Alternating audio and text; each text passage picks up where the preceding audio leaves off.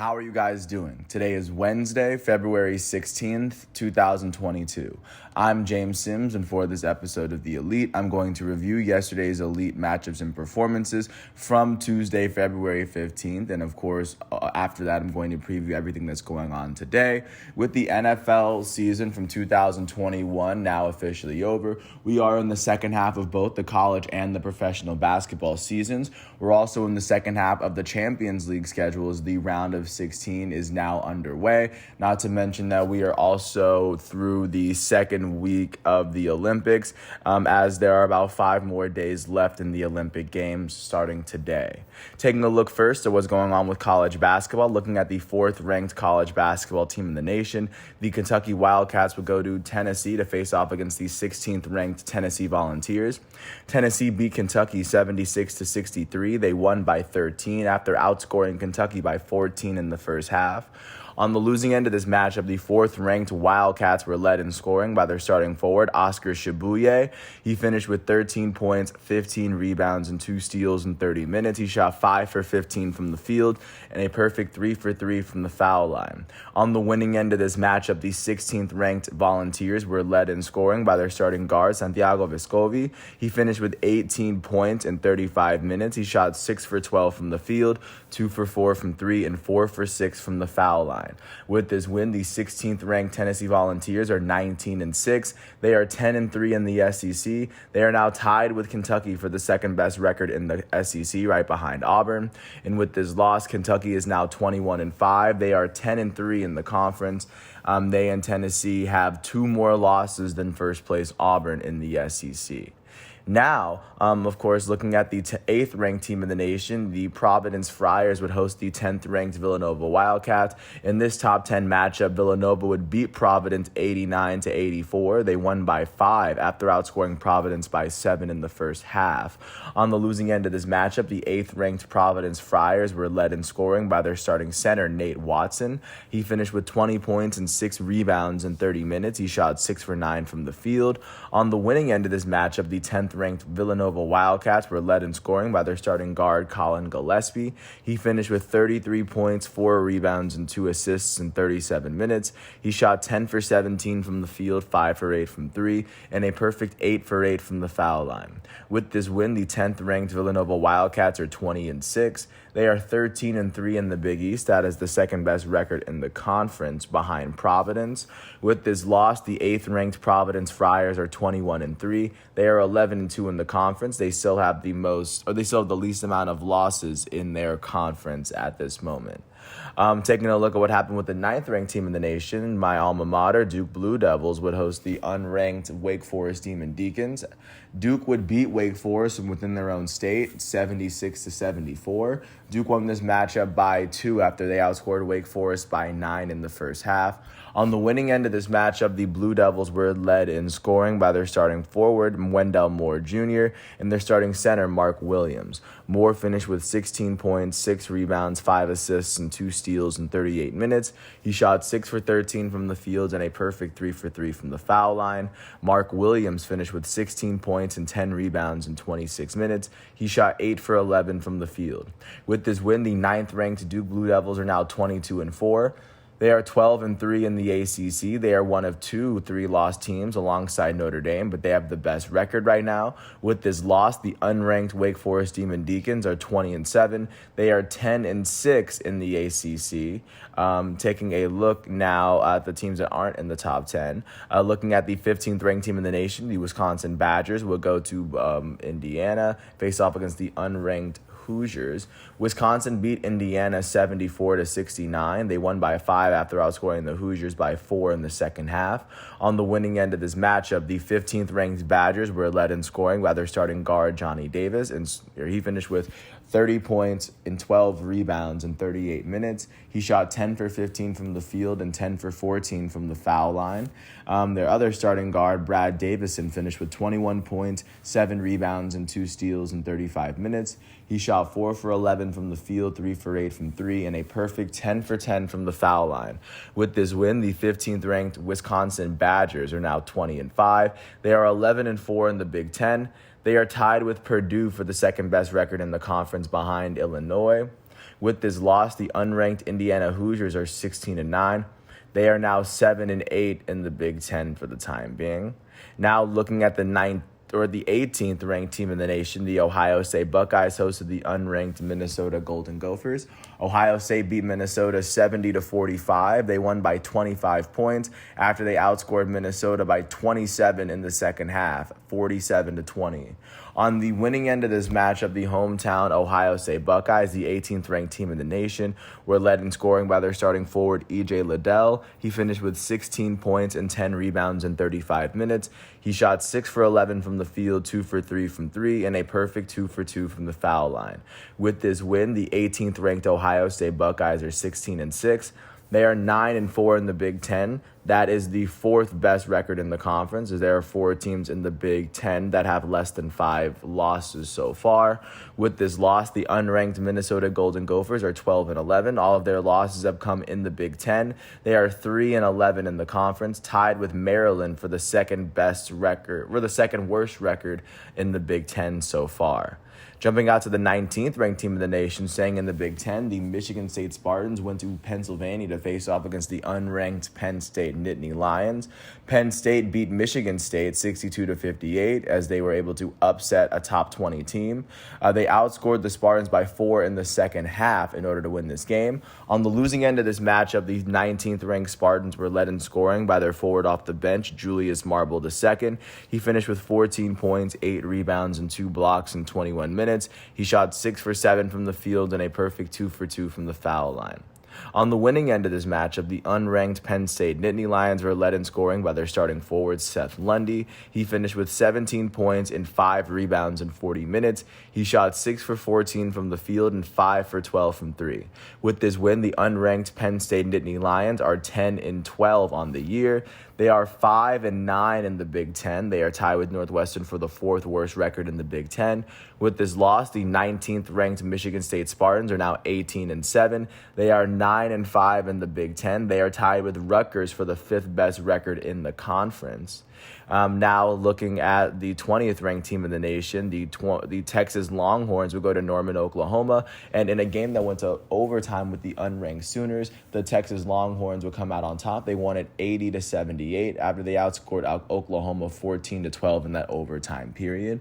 On the winning end of this matchup, the 20th ranked Texas Longhorns were led in scoring by Timmy Allen, their guard, and Andrew Jones. Timmy Allen was their forward and Andrew Jones their guard. They both had 20 points. Allen had 20 points alongside 2 steals in 29 minutes as he shot 8 for 13 from the field and a perfect 4 for 4 from the line. Andrew Jones finished with 20 points and 7 rebounds in 43 minutes. He shot 8 for 14 from the field and 4 for 5 from 3. With this win, the 20th ranked Texas Longhorns are 19-7. They are 8-5 in the Big 12. That is the 4th best record in the conference. And with this loss, the unranked Oklahoma Sooners are now 14-12. They are now 4-9 in the Big 12, tied with Iowa State for the 2nd worst record in the Big 12, right ahead of last place Virginia. Taking a look at the 22nd ranked team in the nation, the Wyoming Cowboys would go to New Mexico to face off against the unranked Lobos. New Mexico beat 22nd ranked Wyoming 75-66. They won by 9 after outscoring Wyoming by 12 in the second half. On the losing end of this matchup, the 22nd ranked Cowboys were led in scoring by Graham Ike. Ike finished with 26 points and 7 rebounds in 32 minutes. He shot 10 for 20 from the field and 6 for 8 from the foul line. On the winning end of this matchup, the unranked New Mexico Lobos were led in scoring by their starting guard, Jalen House. He finished with 34 points, 4 rebounds, 6 assists, 2 steals, and 7 turnovers in 37 minutes. He shot 12 for 22 from the field, 4 for 7 from 3, and a perfect 6 for 6 from the foul line. With this win, the unranked New Mexico Lobos are 11-14 on the year. They are now 3-8 in the Mountain West Conference. They are tied with Air Force for the 2nd worst record, ahead of winless San Jose State. And on the losing end of this matchup, the 22nd ranked Wyoming Cowboys are 21-4. They are 10-2 in the Mountain West. They are tied with Boise State for the best record in the conference. They are the only 2 teams that have less than 3 losses in conference play. Last but not least, looking at the lowest ranked matchup or the lowest ranked team to play yesterday, the Arkansas Razorbacks, the 23rd ranked team of the nation, will go to Columbia to face off against the unranked Missouri Tigers. Arkansas beat Missouri 76-57. They won this game by 19 after outscoring Mizzou by 19 in the first half. On the winning end of this matchup, the 23rd ranked Razorbacks were led in scoring by their starting guard, Stanley Umude. In 37 minutes, he finished with 23 points, 5 rebounds, and 2 blocks in 37 minutes. He shot 8 for 13 from the field and 6 for 9 from 3. With this win, the 23rd ranked Arkansas Razorbacks are 20-6. They are 9-4 in the SEC. That is the 4th best record so far. There are only 4 teams in the SEC that have less than 6 losses. With this loss, the unranked Missouri Tigers are 10-15. They are 4-8 in the SEC at this moment. That is the 3rd worst record in the conference. That is what college basketball is looking like following yesterday's matchups. And looking forward to what's going on today. Starting at 7 o'clock, the 12th ranked Illinois Fighting Illini are going to go to Piscataway in New Jersey as they face off against unranked Rutgers on Big Ten Network. Illinois enters this matchup with an 11-3 record in the Big Ten, which is the best record in the conference. At the same time, at 7, the lowest ranked team, the 25th ranked Alabama Crimson Tide, is going to host the unranked Mississippi State Bulldogs team on ESPN2 in Tuscaloosa, Alabama. Alabama enters this matchup with a 6-6 record in the SEC. At 8:30, the 24th ranked UConn Huskies are going to host unranked Seton Hall on CBS Sports Network. UConn enters this matchup with an 8-5 record in the Big East. At 9 o'clock, the 2nd ranked Auburn Tigers are going to host unranked Vanderbilt in Alabama as Auburn comes into this matchup with an 11-1 record in the SEC.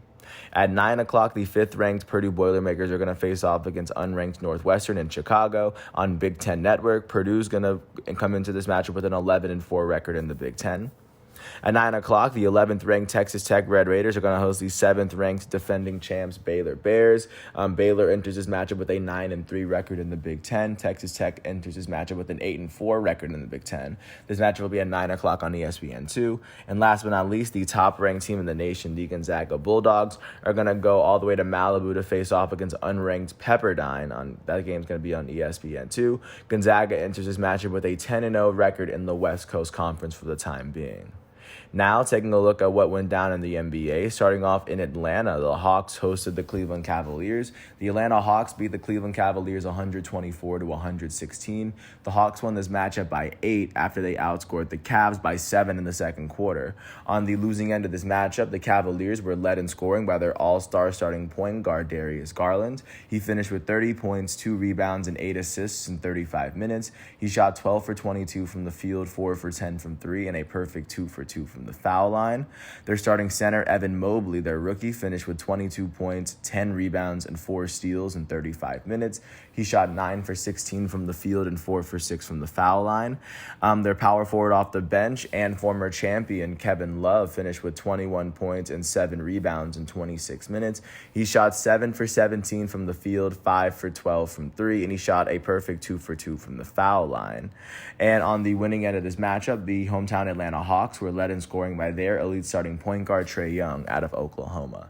He finished with 41 points, 3 rebounds, and 9 assists in 35 minutes. He shot 13 for 22 from the field, 4 for 7 from 3, and 11 for 13 from the foul line. Their starting power forward, Danilo Gallinari, finished with 25 points in 33 minutes. He shot 8 for 17 from the field, 3 for 7 from 3, and a perfect 6 for 6 from the foul line. With this win, the Atlanta Hawks are now 27-30. Taking a look in the Eastern Conference, they're holding on to the 10th best record in the East. They've won 5 of their last 10 games as they are currently sitting 9.5 games behind the Miami Heat and the Chicago Bulls, who are sitting on top of the East. With this loss, the Cleveland Cavaliers are now 35-23. That is the 4th best record in the East. They've lost their last 2 games and they've lost 4 of their last 10. They sit 2 games behind the Miami Heat and the Chicago Bulls, sitting atop the East. Jumping out to Miami, the Heat hosted the Dallas Mavericks. The Mavericks would beat the Heat 107-99 as the Heat are now sitting even with the Chicago Bulls on top of the East. The Mavericks won this game by 8 after they outscored the Heat by 11 points in the third quarter. They outscored the Heat by 16 points in the second half to overcome their 8-point deficit at the half. On the losing end of this matchup, the hometown Miami Heat were led in scoring by their elite starting small forward, Jimmy Butler.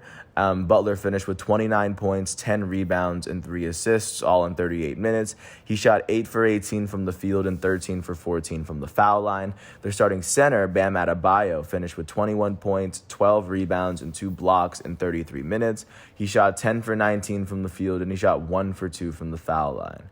On the winning end of this matchup, the Dallas Mavericks were led in scoring by their elite starting shooting guard out of Slovenia, Luka Doncic. He finished with 21 points, 10 rebounds, and 6 assists in 38 minutes. He shot 5 for 19 from the field, 2 for 7 from 3, and 9 for 12 from the foul line. And with this win, the Dallas Mavericks are now 34-24. That is currently the 5th best record in the Western Conference. They've won 7 of their last 10 games. They sit 13.5 games behind the Western Conference leading Phoenix Suns right now. With this loss, the Miami Heat are now 37-21. They are tied with the Chicago Bulls for the best record in the East, as they've lost 4 of their last 10 games. They sit a game and a half ahead of the 3rd seed, defending NBA champs Milwaukee Bucks. Taking a look at what happened in Philadelphia, the Philadelphia 76ers hosted the Boston Celtics. The Boston Celtics beat the 76ers 135-87. They won this matchup by 48 after they outscored the Philadelphia 76ers by 10 in the first quarter, by 17 in the second quarter, so 27 in the first half. They outscored the Sixers by 16 in the third quarter and then 5 in the fourth, so that's 21 for the second half. On the losing end of this matchup, the hometown Philadelphia 76ers were led in scoring by their elite starting center, Joel Embiid. He finished with 19 points, 9 rebounds, and 6 assists in 26 minutes. He shot 3 for 9 from the field and 13 for 16 from the foul line on the day. On the winning end of this matchup, the Boston Celtics were led in scoring by their starting shooting guard, Jaylen Brown. He finished with 29 points and 8 rebounds in 29 minutes. He shot 10 for 17 from the field, 5 for 7 from 3, and 4 for 6 from the foul line. Their elite starting small forward out of Duke, Jason Tatum, finished with 28 points, 12 rebounds, and 6 assists, as well as 2 blocks in 30 minutes. Tatum shot 9 for 17 from the field, 4 for 8 from 3, and a perfect 6 for 6 from the foul line. With this win, the Boston Celtics are now 34-25.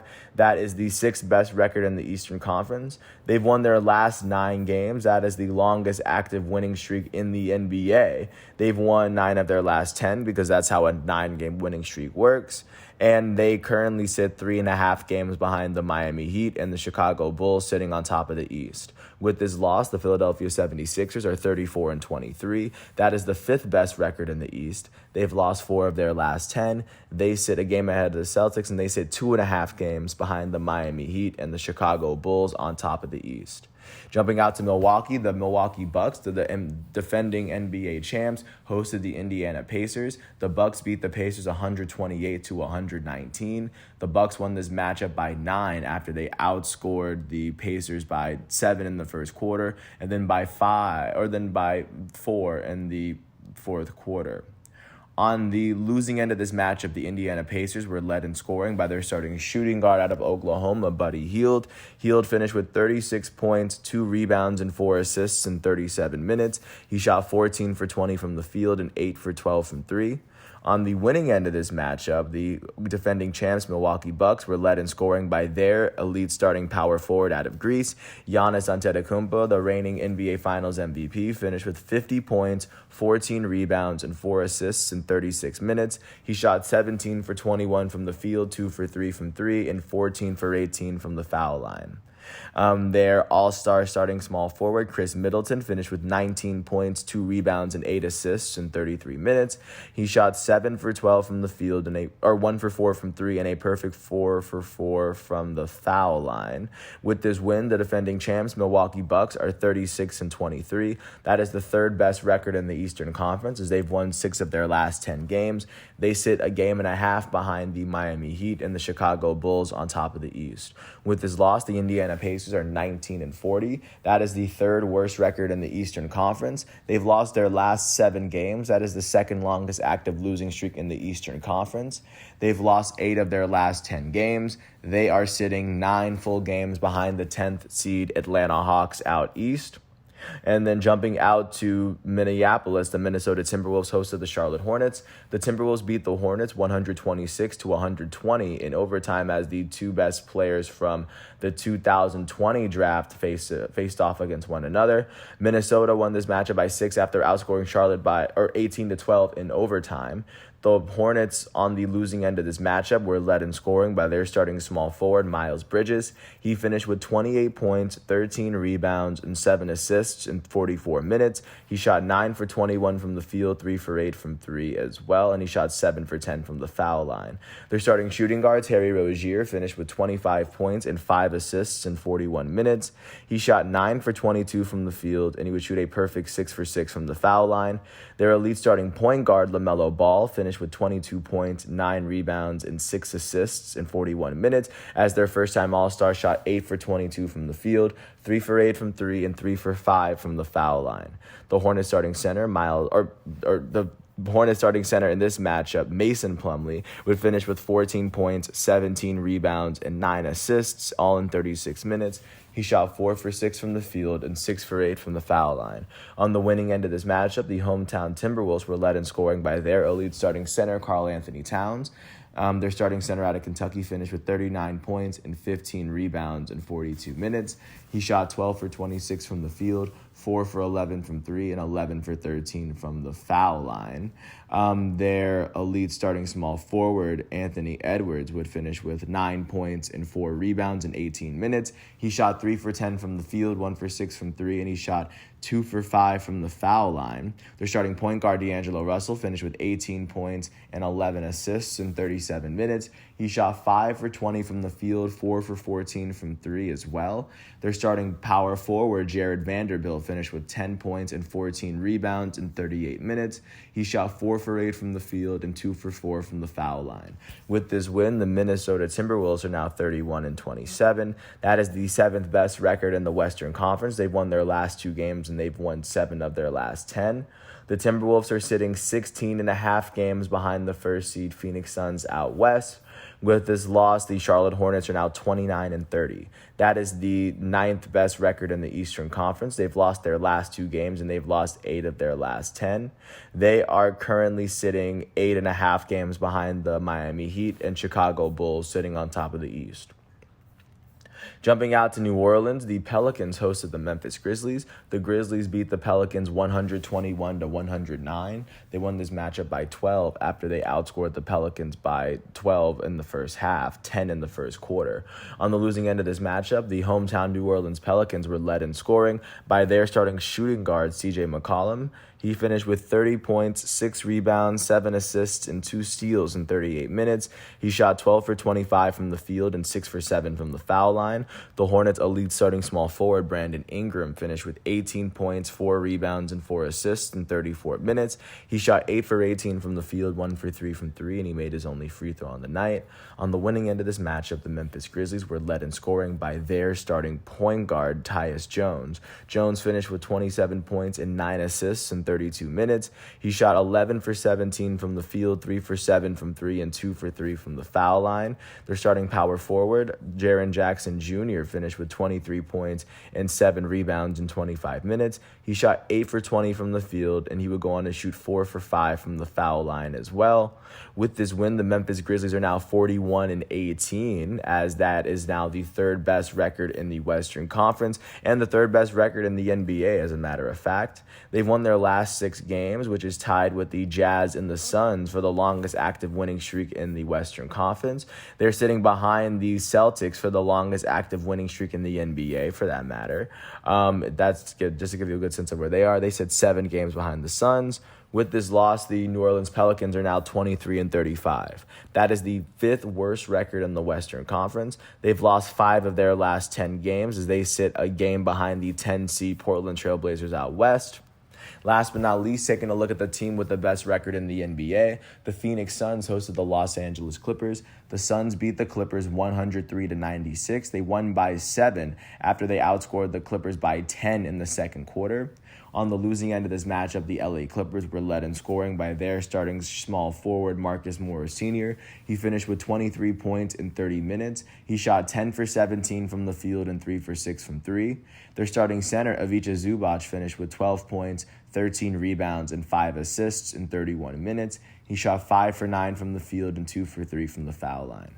On the winning end of this matchup, the hometown Phoenix Suns were led in scoring by their elite starting shooting guard, Devin Booker, out of Kentucky. He finished with 26 points, 3 rebounds, 4 assists, and 3 steals in 36 minutes. He shot 11 for 19 from the field, 3 for 6 from 3, and 1 for 2 from the foul line.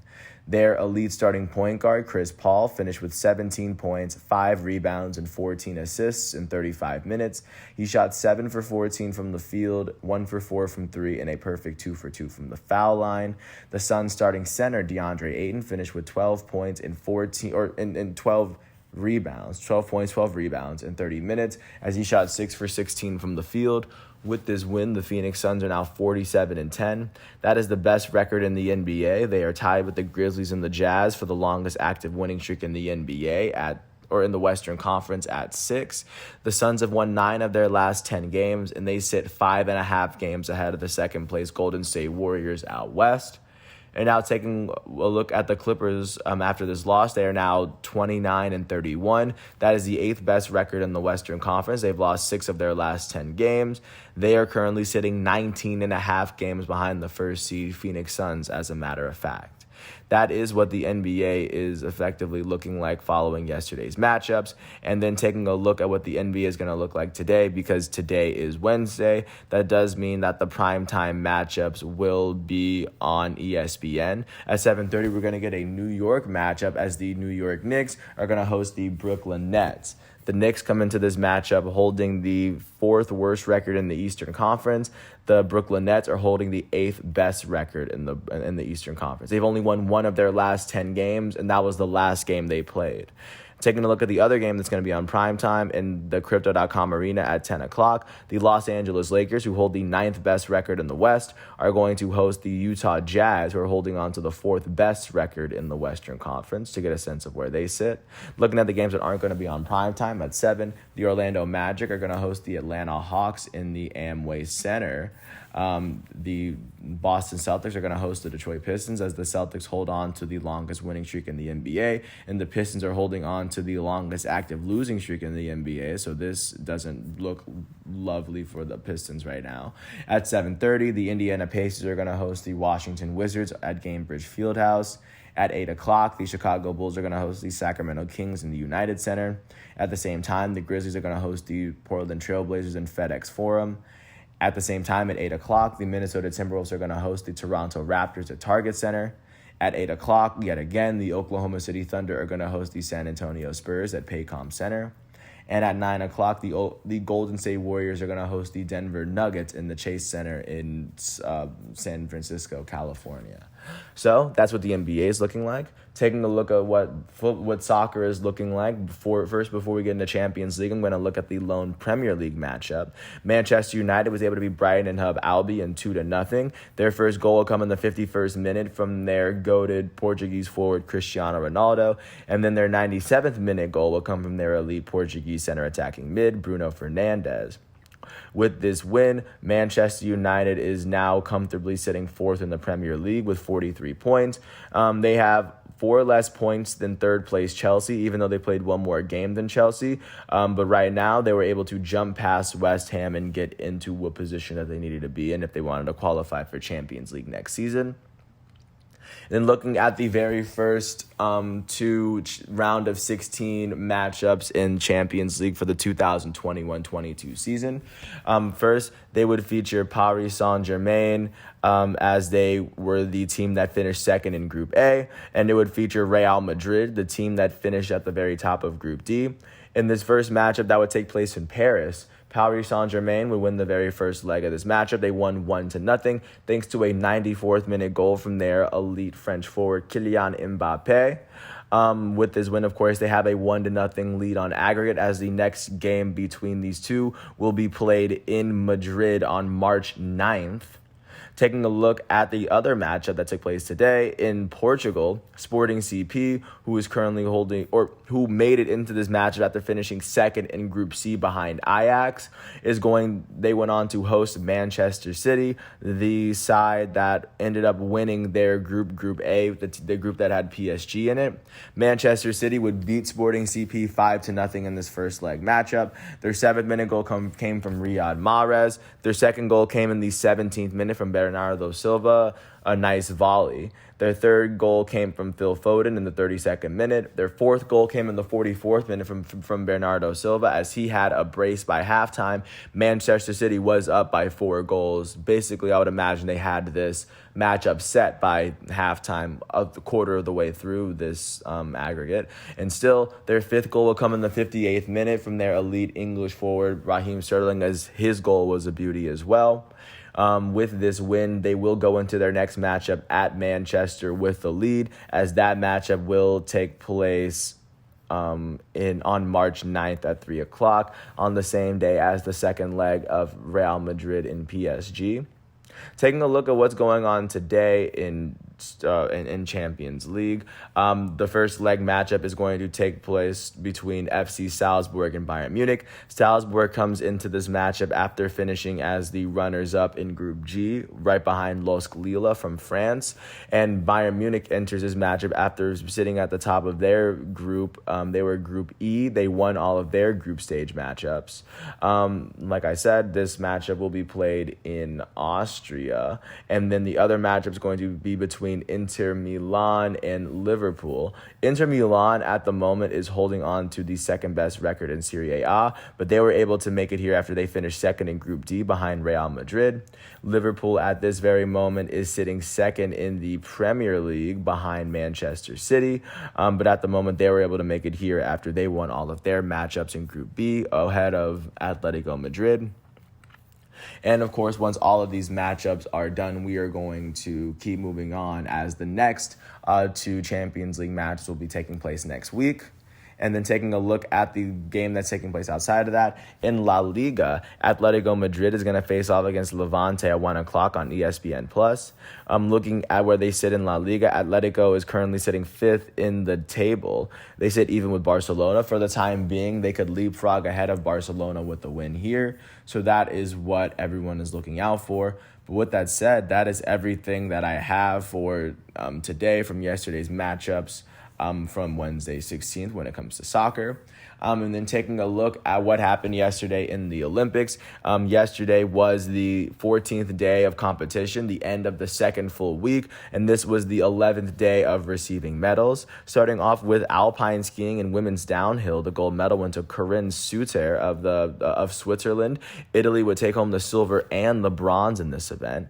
In biathlon and the men's 4x7.5 kilometer relay, the gold medal went to the Norwegian team. France would take silver and the Russian Olympic Committee would take bronze.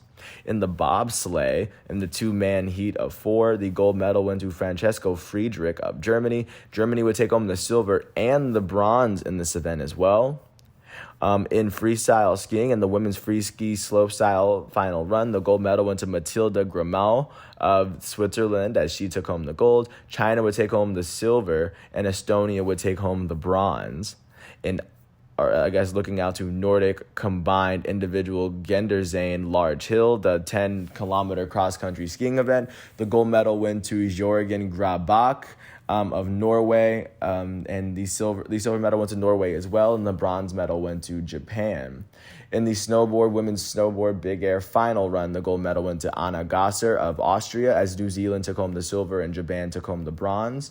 In the men's snowboard big air, the gold medal went to Yiming Su of China. Norway would take home the silver, and Max Perot of Canada would take home the bronze. In speed skating in the women's team pursuit final, the gold medal would go to Canada. Japan would take home silver, and the Netherlands would take home the bronze for that event. And in the men's team pursuit final, the gold medal would go to Norway. Silver medal went to the Russian Olympic Committee, and then the bronze medal was given to the United States. Now looking at the Olympic medal table for as everything stands right now. Right now, the nation that has the most gold medals and the team that has the most medals is Norway. Norway currently is leading the way with 13 medals. They and Germany are the only team with double-digit gold medals so far. Germany has 10. The United States is sitting third in gold medals with 8. The People's Republic of China is sitting fourth in gold medals with 7 of them. Austria, Sweden, the Netherlands are all sitting. They're all holding six gold medals. They are tied for 5th, and then of course Switzerland is sitting 8th with 5 total gold medals on the year. Taking a look at the nations that have the most silver medals right now, the team that has the most silver medals is the Russian Olympic Committee. They have 8 of them. Norway, the United States, Austria, and France all have 7 silver medals. Germany, Italy are the 2 nations that have 6. And right now, the only team with 5 silver medals is Japan. And of course, looking at the bronze medal leaders, the nation with the most bronze medals is the Russian Olympic Committee. Just like they have the most silver medals, they have 12 of them. Canada has the second most bronze medals, as they have 11 of them.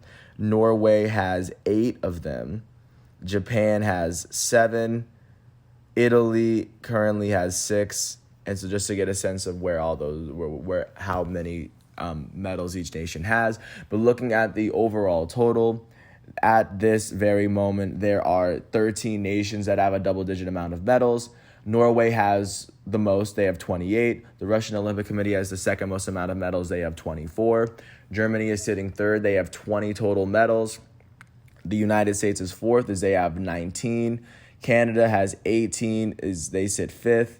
Austria is sitting 6th with 17 medals. Sweden, Italy, and Japan are tied for 7th in total medals, as they have 14. The People's Republic of China, the Netherlands, and France are tied for 10th, as they have 13 medals. And Switzerland is sitting in 13th by itself with 10 total medals. And that is currently where we sit with the Winter Olympics. But with that said, I want to thank the ESPN, NCAA, NBA, FIFA, and Olympics websites for giving me all the facts and figures that I needed for that episode. And of course, I look forward to going into tomorrow's episode for Thursday, February 17th, as I will go over everything that's going to go on today once it's all done.